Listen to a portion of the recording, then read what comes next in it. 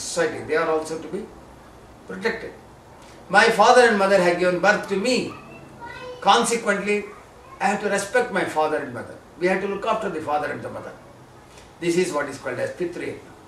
Not only that, you have to give life to the another child also, because there are several souls which are waiting. And you have to give the body to them. So donating the body is a very uphill task. You can't donate just by a sexual act. You have to donate a good body, because you are a donor of the body. Once you are a donor of the body, you must know how to donate a good material for the next child, because that child was your father or grandfather or something else. So you are giving back the body to him.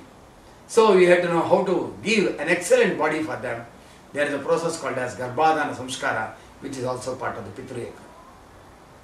It is not only that the food we eat is the basic thing that is there in the world. The food has not come just because the man has tilled the land. There are several animals which participates in the production of the food, but they have no mouth to tell. But a man being an intellectual animal, he must be aware that he is not producing the food. The food has come from the nature. In the food cycle, several animals, several living organisms has participated. He has to protect every living organism. Protecting the weak, protecting the living organism is what is called as Bali Vaishadeva Yajna. So these 5 yajnas, every human has to do it. If this is done, this is what is called as Dharma. In the Dharma, there is no Devara Puja or anything like that. In the Dharma, you have got increase your strength, that is Brahma Yajna, which is the process of Sandhyavandana and the Yoga. Increase the strength of the nature, that is called as Daiva Yajna. This is also called as Shrauta Yajnas. There are 21 yajnas to increase the strength of the nature, which is in 21 forms.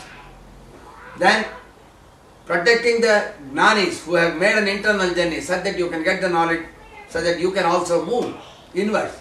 They are called as Rushi Yajna. Respecting the father, looking after the father and the mother. Not only that, you have to give a good body to the child. This is called as Pitru Yajna. Then, Bali Vaishadeva Yajna, the weaker portions in the nature ought to be protected, fed. They must be looked after. No animal must be killed. No living organism must be destroyed. Everyone you have to protect, so you have to understand the cycle of the nature. Make arrangements such that everything that is there at the time of the creation is continuously kept up. That is the duty of the human being. This is called as Bali Vaishadeva Yajna. These 5 Panchamaha Yajna, which every person has to do. This is what is called as Dharma. So in Dharma, what you are doing is, you are increasing the quantum of energy of every living organism, every Panchabhutas, the Atman, everything, such that you are becoming strong day in and day out. So the purpose of Dharma is, you must become as strong as Paramatma or the Almighty. So Dharma says, oh man, don't beg. Your father is Paramatma. Nimma Tande Paramatma. Tande Yangagu anta helidranತೆ. Because everyone is entitled to become like a father. ಯಾಕಪ್ಪ ತಂದೆ ಅಂತ ಕೇಳಿದ್ರೆ ಅವರೇ ತಂದಿದ್ದು ನಮ್ಮನ್ನು. ಹಾಗಾಗಿ ಪರಮಾತ್ಮ ಎಲ್ಲರಿಗೂ ತಂದೆ ಅಂತೆ. ಪರಮಾತ್ಮ is the father for everybody in the universe.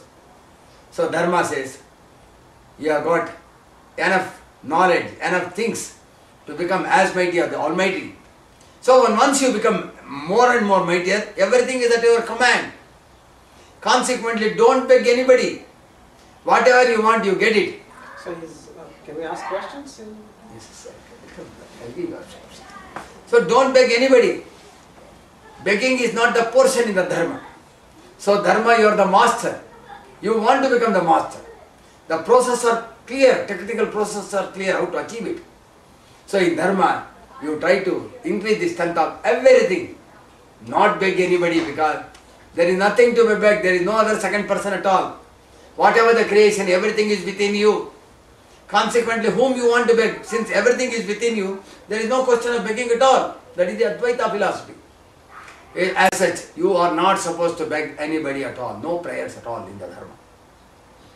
Then we will come to religion. We know that Paramatma is the Almighty. We use the word God. What is God? We call it as Devaru.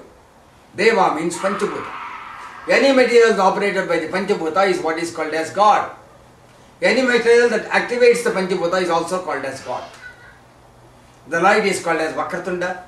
When it comes in the form of food, he is called Ganesha. When he leads the whole universe, he is called Vinayaka. So, light is called as Vakratunda, Ganesha, Vinayaka, so on. Then, the air is called as Anjaneya, Maruti, Hanuman. When it activates the body, it is called Hanuman. When it activates the mind, it is called Maruti. When it takes birth in the soul, it is called as Anjaneya. When it activates the Angangas, it is called as Angada. Here is the Panchabhuta. Here is called Hanuman. Then we have Agni, which is another Panchabhuta. The function of the Agni is to become Vyapaka. It is an expansive energy. It is called as Vyapaka Pushti Shakti Vai Vishnu. Agni Vai Vishnu. And this energy, since it is Vyapaka Tattva, it is called as Vyapaka Tarathire Jagat Vai Vishnu. So any expansive energy which is there in the universe, which is in the form of Agni, it is called as Vishnu. So Agni is Vishnu. The water. Water brings all forms of parivartana or the changes in the world. The water comes on account of the rain. The rain comes on account of the cloud moving. When the cloud is obstructed by the parvata or what is called as a mountain, the water comes. This water, since it brings parivartana, it is called Parvati. Parvati takes birth on account of the mountain obstructing it. As said, Parvati, the daughter of Parvataraja. The Parvati of the water comes also on account of the ice melting. The ice is called Hima.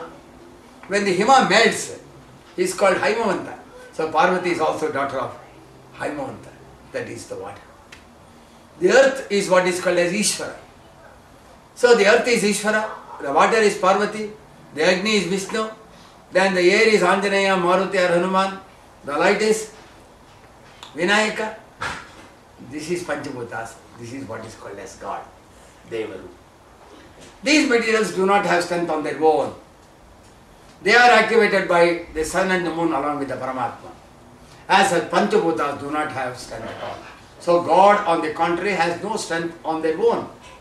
So what is to be done? When you want to invoke the God, when you want to invoke the strength of the Panchabhutas, what is to be done? You have to give your prana to the God. As such, whenever the God is installed, you give the prana pratisthapana also. From where the prana comes? The prana comes from your body.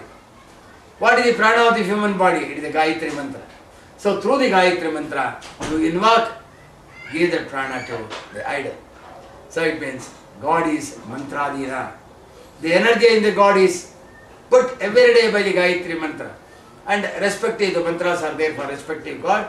And through the mantras, you induce energy in that idol or whatever it is. So it means the God is Mantradhina because he is under the command of the mantras. And a person who knows the knowledge of the mantra is called Brahmana. I have already explained, Brahmana is one who has awakened the soul, who can energize the soul.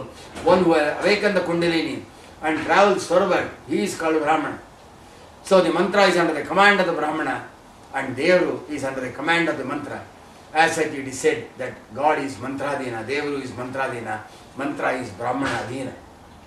So you can't prostrate a system in which the God is the subservient of the human. The God gains strength on account of the Veda mantra. Veda mantra is more superior to the God for that matter. As such, through the Veda mantra, God gets the energy. God has no energy on its own. Consequently, the God is energized by the Veda mantra and the secrecies of the mantra is known to a person called the Brahmana. As such, the God is a servant of the Brahmana. You won't ask a servant, oh, give me that, give me this. You will not ask, I hope. You are going to demand energy. That is why in the Brahmanas, very specifically told, demand energy from the God, don't ask it. So the begging is not there in the dharmic system. If you have got excess energy, I deposit the energy like in a bank. Whenever I want, I go and draw the money in the bank. Is it not? Similarly, in the temple worship also, what is done is, you are not going to beg the God, on the contrary.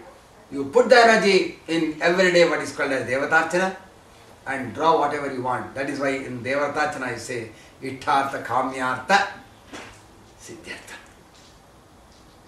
So in religion what happens? Instead of man being a master of the God, he has become a subordinate to the God. He started begging. Some people said, don't beg a God, you beg